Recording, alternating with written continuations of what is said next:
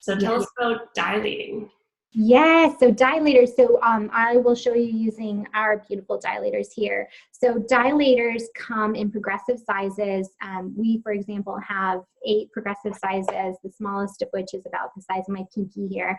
But in general, what the dilator's purpose is to help be a trainer for both the brain and the pelvic floor muscles in order to be able to tolerate another object. So what we're doing is we're using this item in a controlled, relaxed environment to train the pelvic floor muscles to allow for penetration. So for example, so if this is the vaginal opening here, and it's very, very tight, and we're trying to prepare for some sort of penetration, you'll start where you are with what you're able to tolerate at that time. And so I have people fall into a nice, easy breathing pattern, and they may approach the vaginal opening with the dilator and still just breathing and just learning how to relax.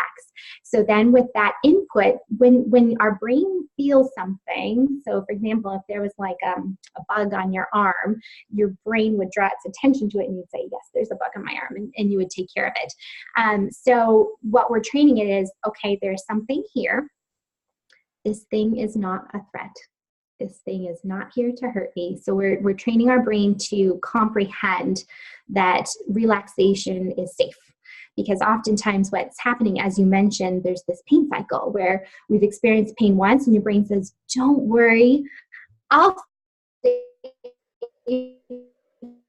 you, and it claimed whether it was you had that painful experience with the tampon or, you know, rape, other sorts of trauma, abuse that happens.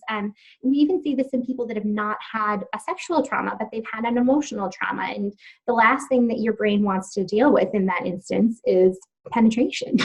So we're training the brain to understand this is not a threat and to be able to relax. And then you're slowly going to practice relaxing to be able to tolerate insertion. And that may not all happen in one session. Sometimes it takes a session or two to even get a dilator in.